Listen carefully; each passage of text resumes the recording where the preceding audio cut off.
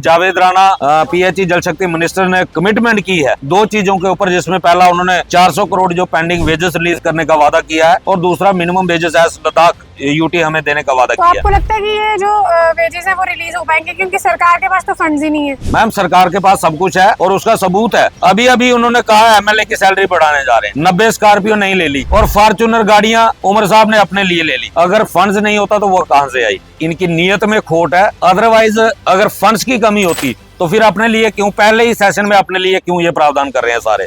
दूसरा, फंड्स की अगर बात है, डेली वेजर के लिए अगर फंड्स की बात आती है तो श्यामलाल शर्मा जो बीजेपी के वाइस प्रेसिडेंट है, उन्होंने सदन में अंदर असेंबली के अंदर on floor of the house कहा है कि अगर डेली वेजर के लिए सरकार कदम बढ़ाती है तो विपक्ष पूरा साथ देने के लिए तैयार है। उसके बाद विक्रम रंधावा जो बीजेपी के एमएलए हैं बाऊ कॉन्स्टिट्यूएंसी से, उन्होंने स्पष्ट बोला है कि सरकार इसके ऊपर फैसला करे, हम विपक्ष के सारे एमएलए इनके साथ चलेंगे, दिल्ली से फंड्स मांगेंगे। तीसरा, मनियाल डॉक्टर मनियाल साहब हैं रामगढ़ से, उन्होंने भी ये कहा है कि हम सभी इकट्ठे होकर केंद्र के पास जाएंगे और वहां से एक स्पेशल पैकेज जो है वो डेली वेजर के लिए लाएंगे।